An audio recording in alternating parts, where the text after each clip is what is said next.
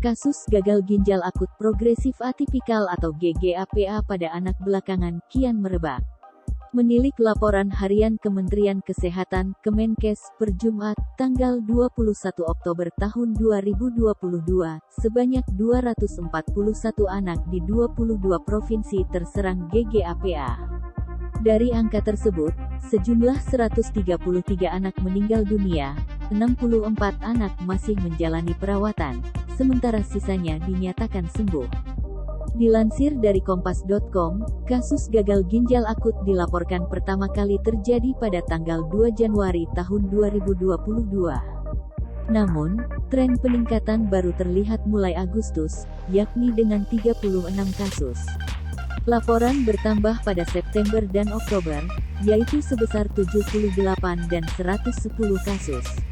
Menteri Kesehatan Budi Gunadi Sadikin mengungkapkan, grafik kasus gagal ginjal akut melonjak drastis sejak Agustus tahun 2022. Menurut Budi, hal ini menjadi tak biasa. Sebab, normalnya, kematian pada kasus gagal ginjal atau acute kidney injury (AKI) ini tidak melonjak tinggi dalam waktu cepat. Di lain kesempatan, Budi menyampaikan, tingkat kematian gagal ginjal akut mendekati 50%. Adapun mayoritas pasien gagal yang masih belum diketahui penyebabnya ini, berasal dari bayi di bawah 5 tahun, balita. Realitasnya pasti lebih banyak dari ini, dengan fatality kematian rate mendekat 50%, kata Budi Kamis, tanggal 20 Oktober tahun 2022.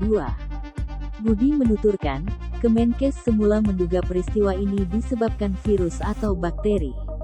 Pasalnya, gagal hati atau hepatitis yang sebelumnya ramai ternyata disebabkan oleh virus dan bakteri. Hingga pada pertengahan September tahun 2022, peneliti dari Organisasi Kesehatan Dunia (WHO) menemukan penyebab pasti dari kematian puluhan anak di Gambia. Gagal ginjal akut tersebut diketahui disebabkan oleh keracunan zat kimia yang ada dalam obat-obatan. Kemenkes kemudian mengecek secara teliti korban meninggal dunia dan menemukan 3 zat kimia yang ditemukan WHO dalam organ ginjal. Ketiga zat berbahaya tersebut yaitu etilen glikol (EG), dietilen glikol (DEC), dan etilen glikol butil ether (EGBE). Menurut Budi, ketiga senyawa itu memicu asam oksalat dan selanjutnya menjadi kristal-kristal di dalam ginjal. Menilik kondisi sejauh ini, Budi menyebut bahwa dugaan terbesar penyebab kasus gagal ginjal akut di Indonesia adalah senyawa kimia yang mencemari obat sirup. Apakah memang sudah pasti disebabkan oleh senyawa kimia di obat sirup? Jauh sudah lebih pasti dibanding sebelumnya karena memang terbukti di anak ada, jelas Budi. Jadi darah anak-anak terbukti mengandung senyawa ini.